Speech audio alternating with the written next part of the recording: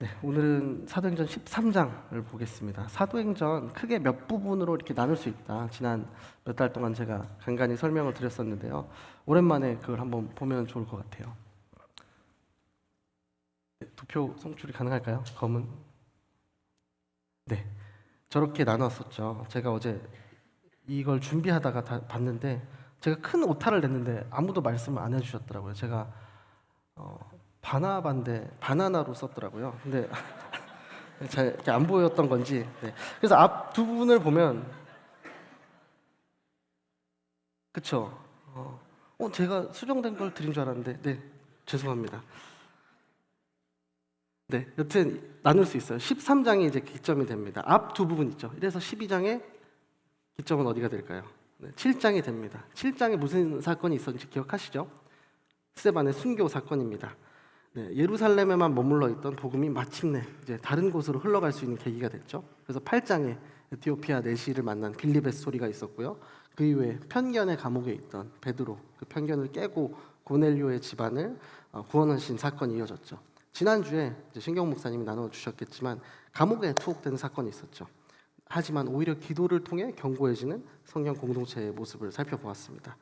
네, 이어지는 게 오늘부터 나오는 이제 13장입니다. 13장은 안디옥 교회라는 이 선교 공동체의 베이스 캠프가 탄생하는 모습으로 이제 문을 엽니다.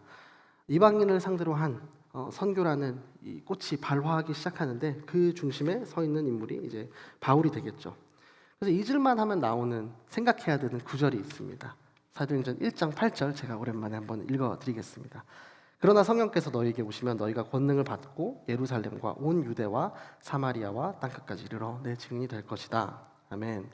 네, 주의 지상명령에 따라서 12장까지는 사마리아 정도까지 갔죠. 유대를 좀 벗어나긴 했어요. 13장부터 이제 본격적으로 이어집니다. 땅끝까지.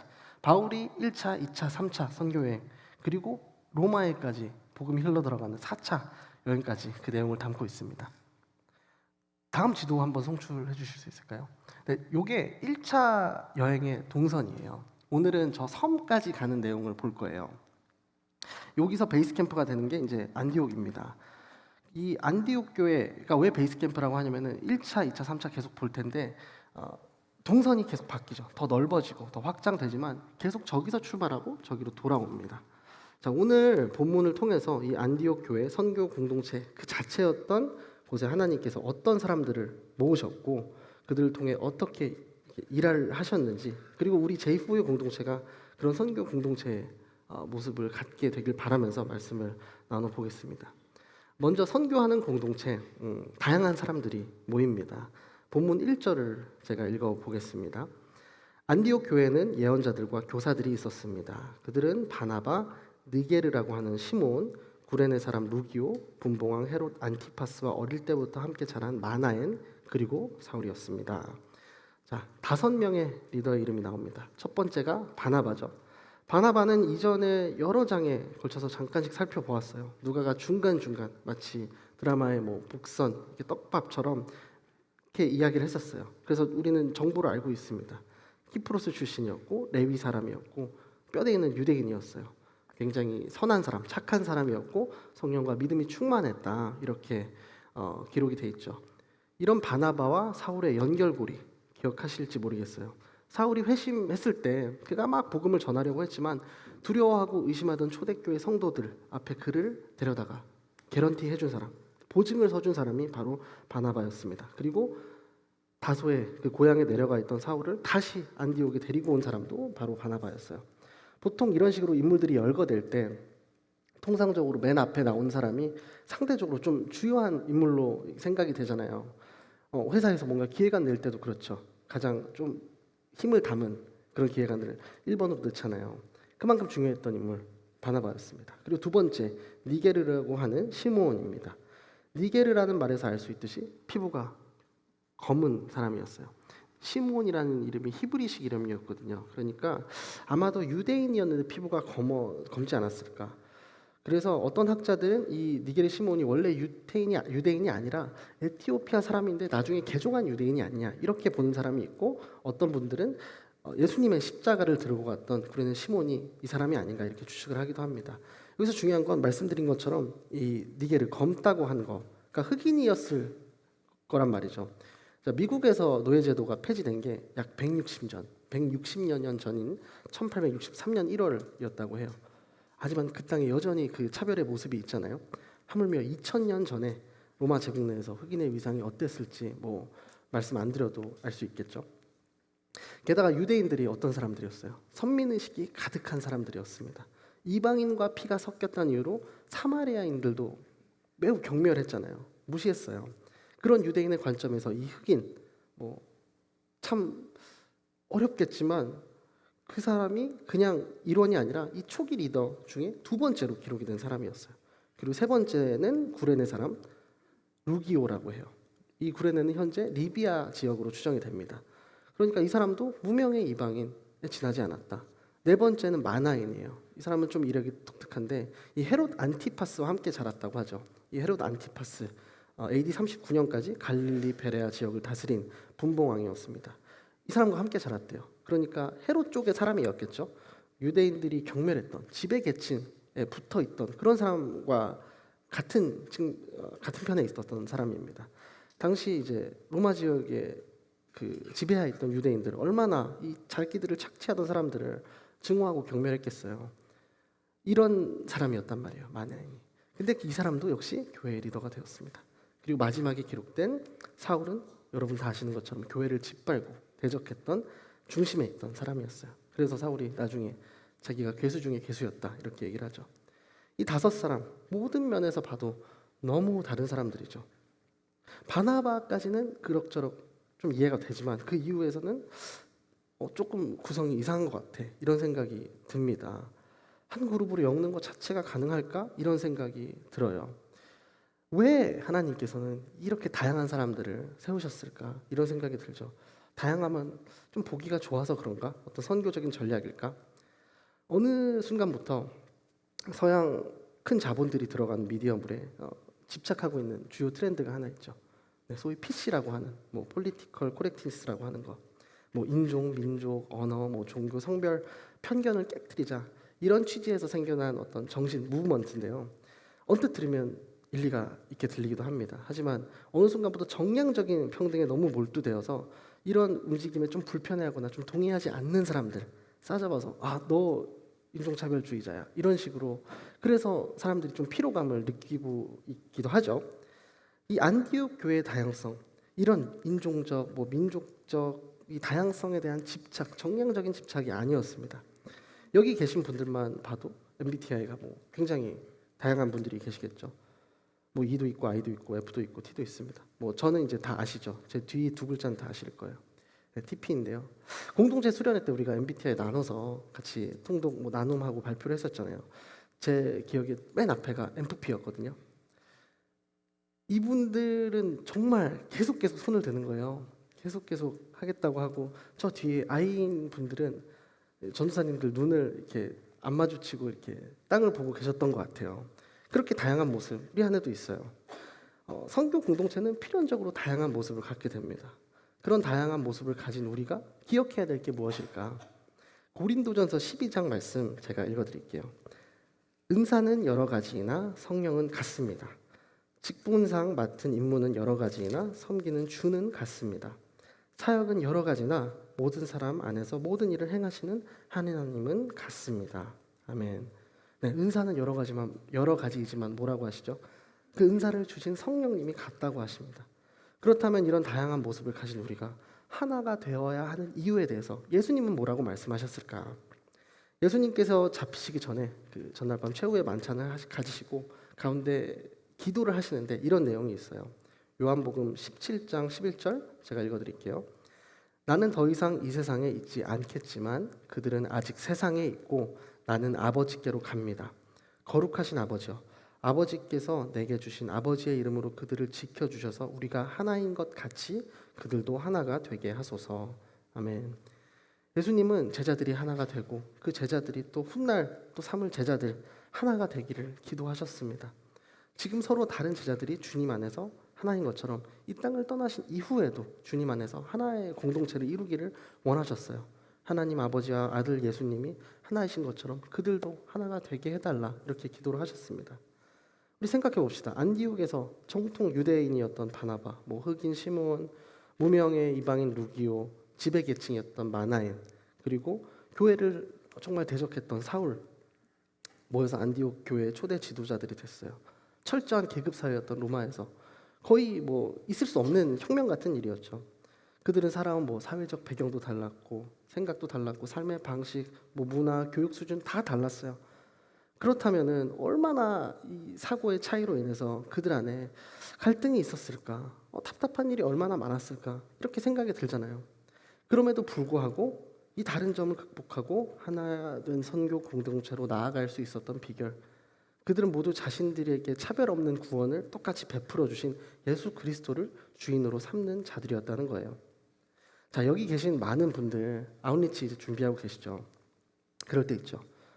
도대체 저 사람 왜 일을 저렇게 하지? 왜 저런 말을 하지? 식사팀 저렇게 장 보면 안 되는데 장 볼 줄 모르는 것 같은데, 저렇게 영수증 너무 많이 끊으면 회계 너무 힘든데, 이런 생각이 막 들잖아요. 제가 중재했던 가장 큰 다툼이 뭔지 아세요? 식사팀의 메뉴 선정이었습니다. 이 웃기잖아요.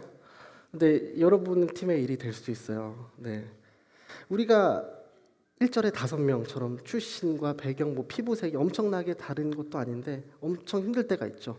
소위 온누리에서 쓰는 말 있잖아요. 마음이 어려워질 때가 있어요.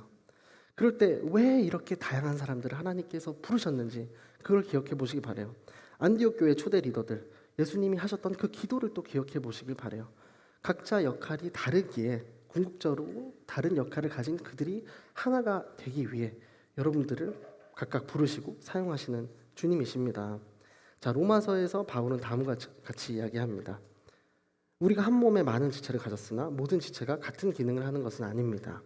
이와 같이 우리 많은 사람들도 그리스도 안에서 한 몸을 이루셨고 각 사람은 서로 지체가 됐습니다. 정량적으로 하나가 되라는 게 아니죠. 우리가 나중에 살펴보겠지만 바울 바나바도 성령께서 흩어놓으셨어요. 2차 선교여행 때. 그렇죠? 여러분 뜻으로 하지 않으라는 거예요. 제 말씀은. 아웃리치 팀의 주인이 팀장도 아니죠. 교육자도 아니고 어느 누구도 아니에요. 예수님이 주인이십니다. 그리고 우리는 그 예수 그리스도가 머리 되시는 공동체에 지체된 자들입니다. 이 고백이 여러분의 우리 공동체, 여러분의 아웃리치 팀의 고백이 되기를 주님의 이름으로 축복합니다.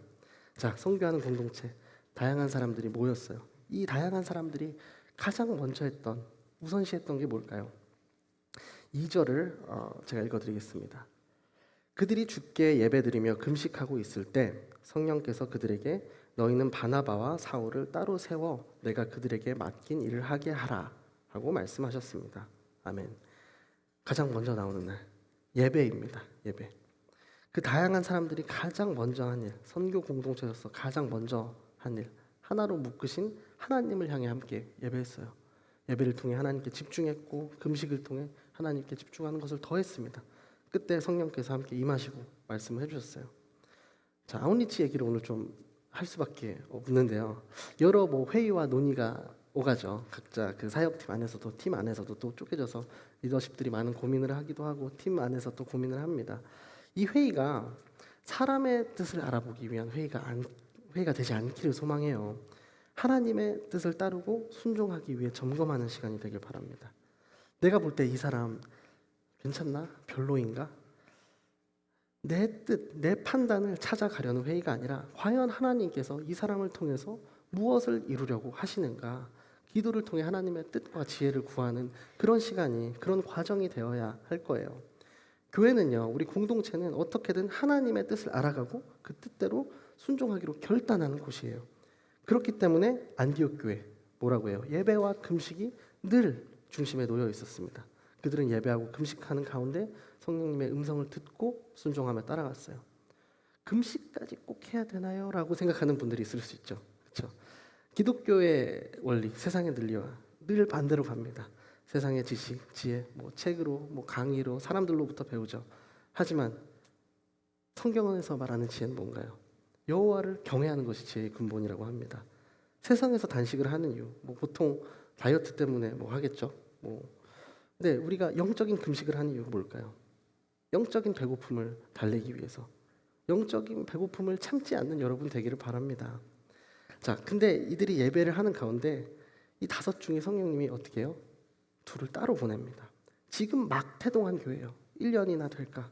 이 참 어린이 같은 교회에서 중요하고 권위 있었던 하나님께 가장 핵심적인 그 역할을 하고 있었던 지도자 바나바와 사울 구별하여 따로 세우라고 하십니다.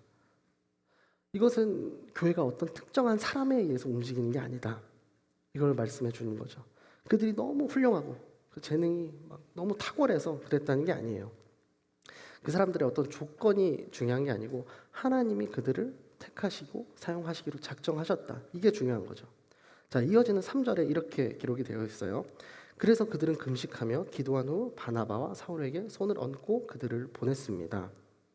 자, 안디옥 교회 예배와 금식하는 가운데 성령님의 그 뜻을 깨닫고 2 사람을 세우고 기도하며 이제 보내기로 해요. 본문에서 보내다로 번역된 이제 헬라어 동사가 원어의 뜻이 놓아주다, 뭐 set free 혹은 풀어주다, 릴리스하다는 뜻이 있어요. 누군가를 보내는 거, 그를 놓아준다는 거죠. 자, 안디옥 교회 입장에서 얼마나 소중한 사람들이었겠어요. 소중한 이 리더십들이었겠어요. 요즘으로 치면 뭐 담임 목회자 같은 사람들이잖아요. 하지만 그들은 성령님의 그 음성에 순종하여 바나바와 바울을 기꺼이 풀어줍니다. 그리고 4절 말씀 이렇게 이어져요. 그 2 사람은 성령의 보내심을 받아 실루기아로 내려갔다가 거기서 배를 타고 키프로스로 가게 됐습니다. 자, 그들이 보냄을 받았어요. 근데 주목할 게 3절, 4절에 이 보내는 주체가 달라요. 그렇죠? 3절에서는 안디옥 교회 이 성도들이었을 텐데 4절에서는 2 사람은 성령의 보내심을 받아 이렇게 주어가 달라져요. 이 4절에 동사도 원어가 달라요. 3절에 이제 약간 풀어주다, set free 하다는 게 아니라 정말 보내다, send라는 의미가 강조된 단어입니다. 안디옥 교회 교인들이 순종함으로 바울과 바나바를 풀어주었을 때 성령 하나님께서 그들을 특별히 도구로 삼아서 원하시는 곳으로 보내시는 장면이에요. 자, 안디옥 교회는 진리 안에서 성령님 안에서 자유해졌습니다. 인간적인 사고의 틀에서도 자유해졌어요. 동역자인 그 사랑했던 너무나 중요한 역할을 하고 있던 바나바와 사울을 풀어줌으로 하나님의 사랑과 이 복음이 세상에 흘러가도록 생명의 통로로 쓰임 받을 수 있도록 놓아주었어요. 여러분 한 사람 한 사람과 그 속한 아웃리치 팀이 진리 안에서 자유해짐으로 이런 복음의 통로로 쓰임 받게 되기를 소망합니다. 자, 다양한 사람들이 모였어요. 그리고 그들에겐 늘 예배가 우선이었어요. 마지막으로 이제 방해를 마주할 거예요. 분명히 방해가 찾아올 겁니다. 그때 성령 충만함으로 주의 손이 함께함으로 담대해지기를 바랍니다. 자, 13장 4절부터 14장 마지막까지 약 2년간 그 1차 선교 여행에 기록이 되어 있습니다. 마침내 바나바와 바울 성령의 인도하심을 따라서 섬으로 떠나죠. 키프로스로 갑니다. 혹시 지도를 띄워 주실 수 있을까요? 네, 저기서 실루기아에서 키프로스라는 저 섬까지 이렇게 가는 거예요. 그렇죠? 남서쪽 약 26km 지점에 위치한 지중해 연안 항구 도시였어요. 실루기아가. 이때 이제 배를 타는 바울을 누가 주목했겠어요. 근데 이 첫걸음이 단순한 그냥 항해가 아니었습니다. 그 백길이 바울의 인생을 바꾸었고 인류의 역사를 바꾸는 그 백길이었어요. 여러분의 아웃리치가 이렇길 바랍니다. 갑자기 다 뭐 FA, 뭐 TP, 평생 선교사 나가라는 게 아니에요. 제가 이곳 온누리교회 섬긴 지 한 4년 정도 되었는데요. 그 전까지 오래 캐나다에서 생활을 했습니다. 그곳에서 또 그 있는 교회에서 사역을 했어요. 그 땅과 그 교회에 저는 정말 오래 있을 거라고 생각했어요. 저희 부모님도 돌아올 거라고 생각을 안 했어요. 근데 그 상황을 바꾸시고 귀국할 결심을 하고 실행 옮기는데 외국에서 체류해 보신 분들 알겠지만 많은 준비가 필요해요. 뭐 갖고 있던 것도 팔아야 되고 뭐 정리할 게 많습니다. 근데 제가 저 혼자도 아니었잖아요. 저를 포함한 4명의 가족이 있었는데 실행에 옮기는 데까지 한 달도 채 걸리지 않았습니다. 어떤 보장된 자리를 약속받고 온 것도 아니었어요. 하나님께서 보내시면 보내시는 거고 막으시면 또 막으십니다. 바울도 그랬잖아요. 우리가 9장에서 바울이 회심한 걸 보고 그가 오늘까지 쓰임 받는데 10수년의 세월이 걸렸습니다. 하나님은 하나님의 타이밍이 따로 있어요. 자, 이어지는 5절에 이렇게 되어 있어요. 그들이 살라미에 이르러서는 유대 사람의 여러 회당에서 하나님의 말씀을 선포했습니다. 요한이 동행하며 그들을 도왔습니다. 네, 나중에 요한이 또 큰 역할을 하게 됩니다. 이 스토리에 있어서. 자, 이 요한, 마가라고 하는 그 요한이죠. 예수님이 최후의 만찬을 하셨던 그 다락방, 오순절에 120명이 기도하다가 성령의 그 뜨거운 체험을 한 그곳이에요. 그곳의 주인인 마가라고 하는 요한, 이때 동행을 한 거예요. 자, 바나바와 사울은 키프로스의 살람이라는 동쪽 항구에서부터 복음을 전하면서 서쪽으로 가로질러서 복음을 전하다가 한 곳에 도착합니다. 6절 읽어드릴게요. 그들이 그 섬을 가로질러 바보에 도착했습니다. 거기서 그들은 바예수라는 사람을 만났는데 그는 유대 사람 마술사요, 거짓 예언자로서. 자, 지도를 한 번 더 보여주시겠어요? 이게 저 섬입니다. 저 동선을 따르진 않았겠죠. 저건 현대 이제 그 G사에서 따른 길이고요. 뭐 어떻게 다른 길로 갔겠죠. 근데 동에서 서로 저렇게 갔다는 거예요. 네, 바보 파포스라는 지역으로 왔습니다. 예전에 저 어렸을 때는 꼭 여기 나오면 목사님들이 꼭 이 바보를 가지고 막 어떻게든 이렇게 개그를 하셨는데, 네, 저게 원어가 파포스입니다. 파포스. 이곳의 거주민들 각종 사치와 방탕에 빠져 있었고 비너스라는 그 여신을 섬기기 위한, 봉헌하기 위한 대규모 신전이 있었다고 해요. 바로 그곳에 이 바나바와 사울이 도착한 거예요. 그리고 그곳에 거짓 예언자, 거짓 선지자인 마술사 한 사람을 만나게 되는데 유대인 바예수라고 합니다. 여러분 뭐 바디메오 이런 이름 기억나시죠? 바가 붙으면은 누구의 그 아들이라는 뜻이에요. 그러니까 여호수아, 예수의 아들이었다고 하는 거예요. 여호수아 이름 뜻이 구원하시는 이는 여호와다, 뭐 이런 뜻이잖아요. 그런 이름을 가진 유대인이 여기 와서 거짓 마술사 노릇을 하고 있는 거예요. 그런데 그 사람이 누구 옆에 붙어 있는지 7절을 통해서 볼 수 있어요. 총독 서기오 바울 곁에 함께 있는 사람이었습니다. 지성적이었던 총독은 하나님의 말씀을 듣고 싶어 바나바와 사울에게 사람을 보냈습니다. 자, 당시 로마 시대의 고급 관리들은 이런 무당 같은 사람들을 하나씩 끼고 있었다고 합니다. 영적으로 얼마나 혼탁했는지 알 수 있죠. 그런데 이 사람, 이 총독이었던 사람, 서기오 바울이라는 사람은 권력을 쥐고 살면서도 뭔가 영적인 갈급함이 또 더 있었나 봐요. 분별력은 없었기 때문에 무당인 이 바예수를 끼고 있었겠죠. 근데 이 갈급함이 채워지지 않았던 모양입니다. 그러다 소문을 들은 거죠. 낯선 두 사람이 육지에서 왔는데 그 사람들이 전하는 말 뭐가 다르더라. 뭔가 생명력이 있다더라. 기존의 예언자들, 마술사들하고 좀 달라. 그런 소문을 들었겠죠. 그리고 이 둘을 초청하는 거예요. 그리고 하나님의 말씀을 듣고자 합니다. 8절 읽어드릴게요. 그러나 엘루마라고 하는 이 마술사가 그들을 막으며 총독이 믿음을 갖지 못하게 하려고 애를 썼습니다. 자, 고위층 사람, 아마 뭐 점을 쳐줄 때마다 돈을 벌었겠죠. 이 VIP 고객 정신 차리면 자기 수익이 끊기잖아요. 그래서 절대 다른 데로 눈을 돌리지 않기 위해서 방해를 하기 시작합니다. 자신의 이익과 직결되어 있는 문제잖아요.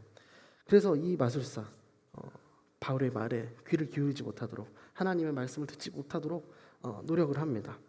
그러니까 9절에 이렇게 기록이 되어 있어요. 그러자 바울이라고도 하는 사울이 성령 충만한 가운데 엘루마를 뚫어지게 쳐다보며 말했습니다. 네, 흥미로운 건 이때부터 사도행전에서 사울의 이름이 바뀌어서 불리게 되는 거예요. 뭐 개명을 한 게 아닙니다. 예전에도 말씀드렸다시피 히브리어식 표현, 헬라식 표현이에요. 근데 이곳이 헬라 문화권이잖아요. 그래서 사울이라는 히브리식 이름보다 바울이라는 헬라식 이름이 더 효과적이지 않았을까, 이런 생각도 해봅니다. 누가도 이런 이유에서 바울이라고도 하는 사울이라고 하면서 명칭을 전하네요. 자, 이어지는 10절에서 이 바울이라고도 하는 사울이 선포를 합니다. 이 마귀의 자식아, 너는 모든 의의 원수로다. 너는 가진 속임수와 거짓으로 가득 차 있구나. 주의 바른 길을 어지럽게 하는 일을 그치지 못하겠느냐. 오늘날 누군가 복음 전도를 방해한다고 여러분이 아웃리치 가서 이렇게 말하긴 어렵겠죠. 그런데 바울이 어떻게 이런 말을 했을까? 너무 화가 나서 혈기를 부린 걸까? 이 말을 성령이 충만하여 했다고 기록이 돼 있어요. 성령님이 임하여 선포하도록 시킨 거죠. 성령님께서 사울을 담대하게 하셨습니다. 진리와 사람 사이를 가로막고 있는 그 자들을 향해 엄중한 선포를 하셨습니다. 그런데 흥미로운 건 성경 다른 데로 봐도 바울이 사역하는 과정, 전도 영역의 과정 중에 이렇게 강하게 누군가를 저주한 적이 거의 없거든요. 그런데 거긴 이유가 있죠. 바울은 바예수 이 사람 자체에 대해 분노했다기보다는 그 한 영혼을 사로잡고 있는 이 마귀에게 분노하여 이렇게 통렬한 선포를 한 거죠. 그때 이제 어떤 일이 벌어지나요? 11, 12절 제가 읽어드릴게요. 이제 주의 손이 너를 치심으로 내 눈이 멀어 얼마 동안 햇빛을 보지 못할 것이다. 그러자 즉시 안개와 어둠이 그를 덮쳤고 그는 이리저리 더듬으며 자기 손을 잡아 이끌어줄 사람을 찾았습니다. 이 일을 보자 총독이 믿게 됐고 주에 관한 가르침에 그저 놀랄 뿐이었습니다. 아멘. 안개와 어둠이 그를 가렸다고 해요. 바울이 이렇게 선포를 하면은 뒤에서 이렇게 딱 백업을 해주실 거야 뭐 알고 그러진 않았을 것 같아요. 하지만 그렇다고 이게 우연이 아니죠. 왜 우연이 아니냐? 11절의 기록처럼 바로 주의 손이 바울과 함께 있었기 때문입니다. 주의 손이 엘루마의 눈을 멀게 했어요. 여러분이 주의 일을 할 때, 주를 위하여 섬길 때 여러분에게 필요한 건 성령님의 임재예요. 함께 하심이에요. 그로 인해 필요한 건 되게 생각보다 작은 담대함일지도 몰라요. 하지만 그럴 때 역사가 일어납니다. 여러분 기억하세요. 일은요 하나님께서 하십니다. 주의 손이 그 악을 제거하시고 여러분 가장 가까이서 그 하나님의 일하심을 목도하는 거예요. 영혼 구원하는 일에 그 방해하는 일 하나님께서 절대로 가만 내두지 않습니다. 예수 믿는 것을 방해하는 이 엘루마를 하나님의 손이 치셨습니다. 복음을 들고 나갈 때 기억하세요. 하나님이 책임져 주십니다. 하나님은 제자들을 그냥 세상에 보내놓고 눈동자처럼 지켜보시고 보호하고 계시는 분이에요. 그래서 제가 아웃리치 고민하고 있는 청년들에게 늘 한결같이 이야기해요. 겨자씨만한 어떤 마음이 있으면 일단 결단하고 신청을 하라고. 하나님이 아니라고 하시면 막으실 겁니다. 바나바와 사울을 따로 보내셨지만 보내는 사람도 필요하듯이 여러분의 자리를 지키며 그들을 위해 기도하게 하실 거예요. 그래서 너무 고민하지 말라는 말씀입니다. 고민하는 우리를 위하여 바울이 또 기록한 말씀 제가 읽어드릴게요. 디모데후서 4장 2절입니다. 그대는 말씀을 전파하여라. 때를 얻든지 못 얻든지 항상 힘써라. 끝까지 오래 참고 가르치며 책망하고 경계하고 권면하여라. 아멘. 우리는 때를 얻든지 못 얻든지 예수를 전해야 되는 사람들일 거예요. 선교는 주님의 명령이잖아요. 우리가 전하면 구원은 하나님께서 하십니다. 담대함이 필요하면 그 작은 담대함도 없다면 그 담대함을 나에게 허락해달라고 기도하세요. 부드러움이 필요하면 또 부드러움을 달라고 기도하십시오. 우리는 전하면 하나님께서 일하십니다. 하나님의 손이 함께 하십니다. 최후 승리를 얻을 때까지 기도함으로 또 금식함으로 담대하게 나가는 여러분 되기를 주님의 이름으로 축복합니다. 말씀을 맺겠습니다. 자, 사울은 히브리식, 바울은 헬라식 이름이라고 말씀을 드렸죠. 여러분 이 바울의 이름, 이 뜻을 알고 계신가요? 사울은 하나님께서 구하셨다, 소원이라는 뜻으로 구하여 얻는 자 이렇게 의역을 해볼 수 있습니다. 그의 바람과 혈통과 또 성취를 상징한다고 볼 수 있겠죠. 그에 반해 바울은 파울루스라는 말에서 유래됐는데요. 이게 작다, 멈추다, 단념하다 이런 의미를 가지고 있어요. 이제 성령으로부터 부름을 받아서 선교사로서 로마 제국의 여러 곳을 다닐 바울. 이 바울이라는 이름을 왜 사용했을까? 바울의 뜻처럼 내가 작기 때문에 한없이 작기 때문에 나의 생각을 멈추게 해달라는 그런 뜻이 아니었을까 생각을 해봅니다. 하나님 앞에서 우리 정말 먼지 같은 존재들이잖아요. 더 작은 존재임을 깨달을 때 우린 성령님의 도우심 속에서 아버지 하나님의 마음을 조금이나마 이해할 수 있을 거예요. 그렇게 우리를 비우는 만큼 예수 그리스도가 우리를 채울 자리는 그만큼 넓어집니다. 그래서 바울은 이렇게 이야기했습니다.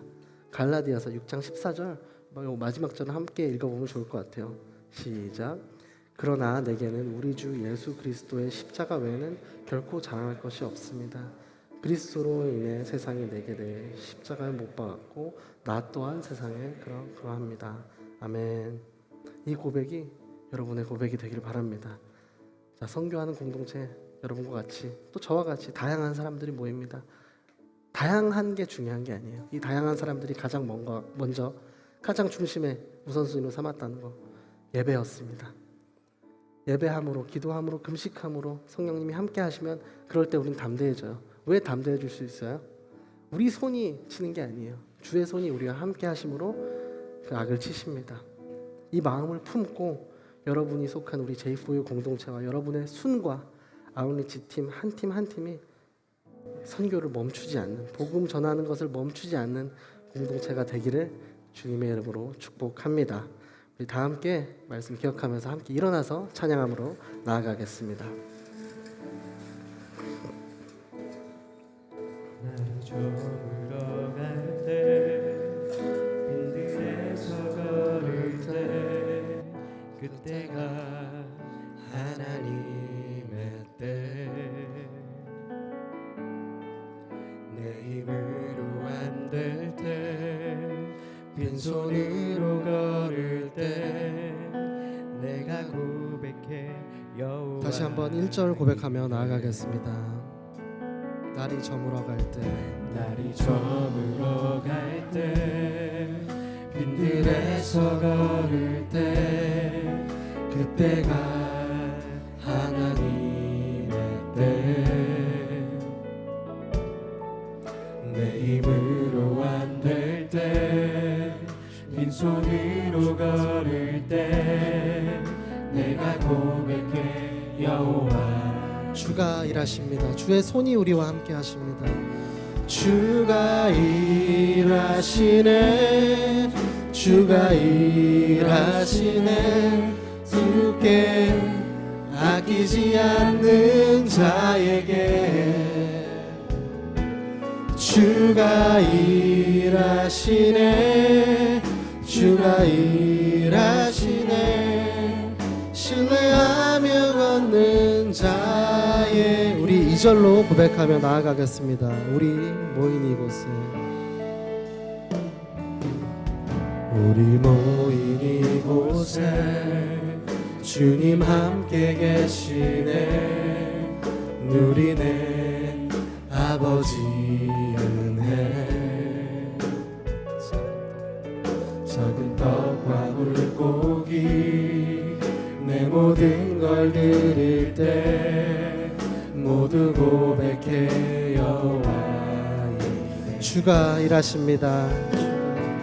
주가 일하시네 주가 일하시네 주께 아끼지 않는 자에게 주가 일하시네 주가 일하시네 신뢰하며 걷는 자의 주가 일하십니다. 주가 저희를 위해 일해 주십니다. 주가 일하시네 주가 일하시네 주께 아끼지 않는 자에게 주가 일하시네 주가 일하시네 신뢰하며 걷는 자에게 주가 우리와 함께 하십니다. 주의 손이 우리와 함께 하십니다. 일하시네 주가 일하시네 주께 아끼지 않는 자에게 주가 일하시네 주가 일하시네 신뢰하며 걷는 자 우리 마지막으로 한번 고백하겠습니다. 주가 일하십니다.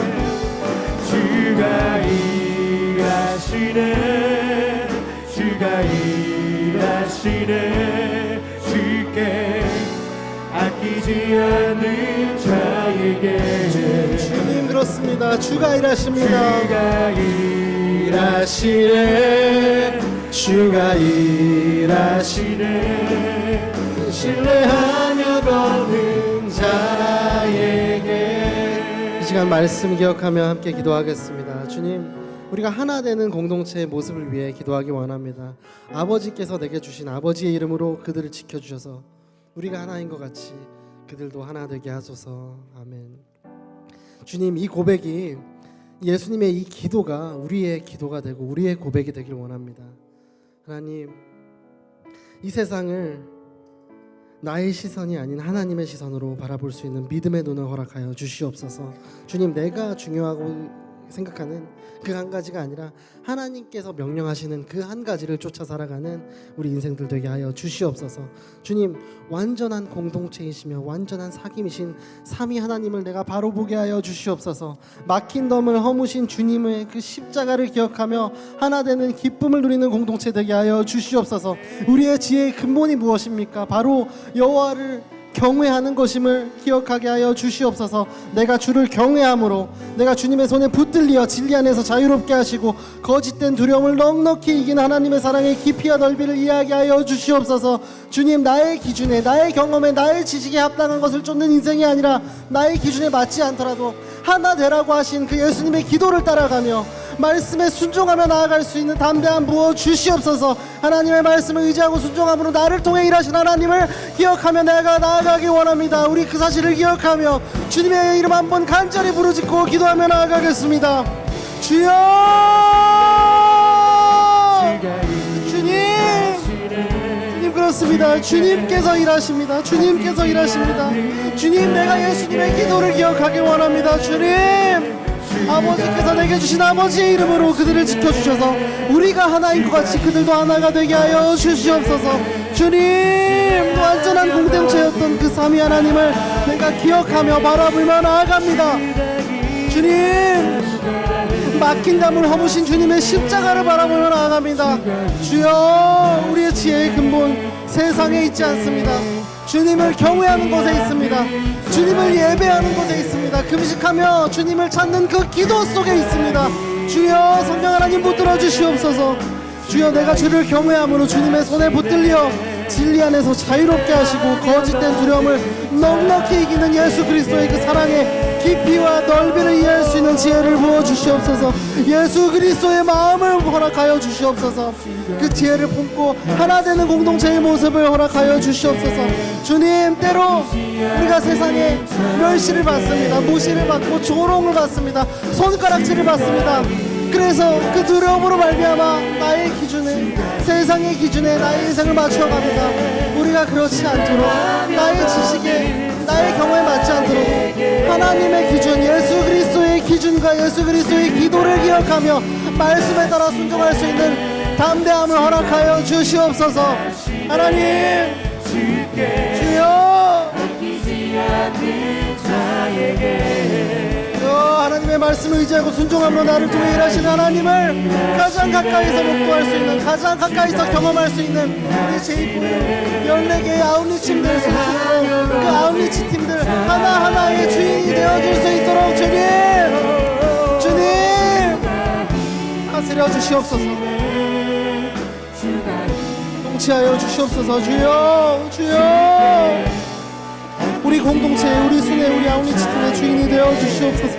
주여, 주옵소서. 말씀하여 주옵소서. 주님이 일하시는 것을 가장 가까이서 볼 수 있도록 은혜 베풀어 주시옵소서.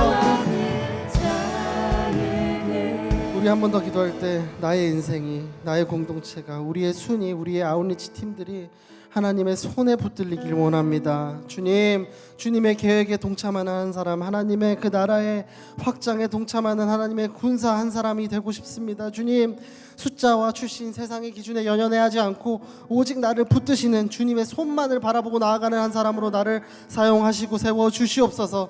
주님, 보이는 기준들이 만들어간 나의 인생이 아니라 주님의 손에 이끌려 주님의 그 말씀 앞에 온전한 인생 될 수 있도록 나의 발걸음을 인도하여 주시옵소서. 주님, 나의 공로는 전혀 없습니다. 나의 어떤 조건이 아닌 나의 마음의 중심을 바라보시는 하나님을 전적으로 의지하는 한 사람이 되게 하여 주시옵소서.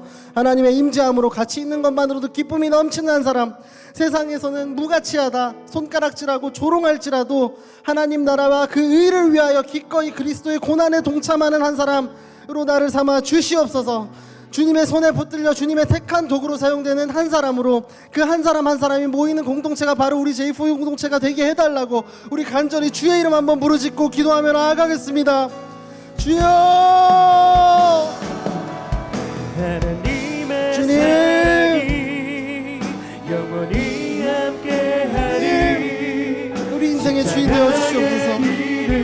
우리의 순의 주인이 되어 주시옵소서. 우리 우리 아웃리치 팀들의 주인이 되어 주시옵소서. 주님의 계획에 동역하는 한 사람이 되기를 원합니다. 하나님의 나라가 확장되는데 동참하는 주님의 제자로 귀히 쓰임받는 우리 한 사람 한 사람 되기를 원합니다. 때로는 숫자에 연연합니다. 출신에 연연합니다. 나의 생각과 다름을 질타합니다. 왜 저 사람은 그렇지 못하냐고, 도무지 이해가 안 된다고 그를 비난하는 나의 모습을 아버지 나의 입술을 멈춰 주시옵소서. 주님, 보이는 것들이 현혹되지 않게 하여 주시옵소서. 오직 내가 바라볼 것은, 내가 붙들려야 될 그 손은 바로 주님의 손임을 내가 기억하게 하여 주시옵소서. 주님 손에 붙들려 순종함으로 겸손하게 주님 부르시는 그곳으로 발걸음을 옮기는 한 사람으로 성령 하나님 나를 택하여 사용하여 주시옵소서. 주님, 우리의 어떠함이 아닙니다. 우리의 공로는 전혀 없습니다. 오직 예수 그리스도의 십자가입니다. 예수 그리스도의 보혈입니다. 주님, 나의 어떤 조건이 아닌, 나의 어떤 의가 아닌, 나의 그 어떠함도 아닌 나의 마음의 중심을 바라보는 주님 하나님을 전적으로 의지하는 한 사람 되게 하여 주시옵소서. 하나님의 임재만으로, 가치 있는 것만으로 기쁨이 넘치는 한 사람, 나는 너무 기쁩니다. 하나님 한 분만으로 나가 만족합니다. 이것이 나의 고백이 되게 하여 주시옵소서. 세상에서는 무가치하다고 초롱하고 멸시를 받더라도 내가 하나님의 그 그리스도의 십자가에 내가 동참하겠습니다. 하나님 나라의 그 일을 위하여 기꺼이 내가 헌신하겠습니다. 이것이 우리의 입술의 고백이 되게 하시고, 나의 소망의 고백이 되게 하시고, 나의 영혼에 깨어있는 나의 영혼의 고백이 되게 하여 주시옵소서. 주님의 고난에 동참하는 한 사람 한 사람으로, 주님의 손에 붙들려 주님의 택한 도구로 사용되는 그 한 사람으로 나를 사용하여 주시옵소서. 주님, 주인이 되어 주시옵소서. 우리 인생의 주인이 되어주시고 좌정하시고 통치하시고 나를 사용하여 주시옵소서. 주님, 내가 주의 손에 붙들리기 원합니다. 주의 손, 주의 강한 손, 주의 의로운 손이 나를 붙들어 주시옵소서. 주여,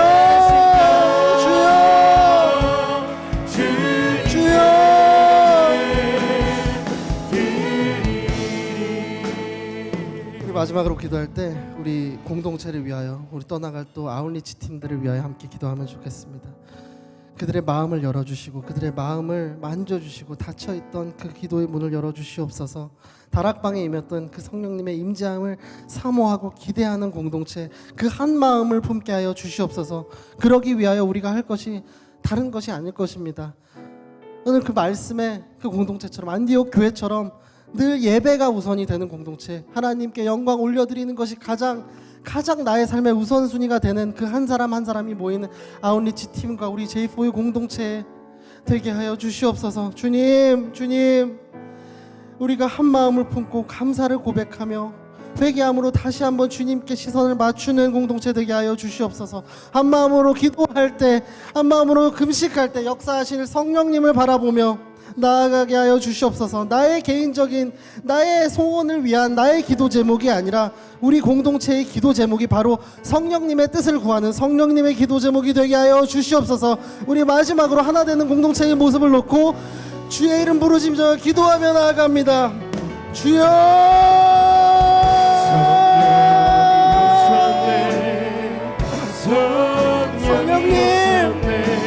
성령 하나님, 성령 하나님, 공동체가 하나 되길 원합니다. 주여, 우리의 마음을 만져주시옵소서. 우리의 마음을 열어주시옵소서. 기도의 문을 열어주시옵소서. 우리의 입술을 들어 주님을 주장하고 주님께 영광 돌려 주님을 예배하는 입술로 우리 삼아주시옵소서. 안디옥 교회가 그랬던 것처럼 다양성이 중요한 것이 아니라 그 다양한 사람들이 모여서 주님의 뜻을 구하기 위하여 성령 하나님의 임재를 구하며 그 예배와 기도와 금식이 그들의 중심에 있었다는 사실을 기억하게 하여 주시옵소서.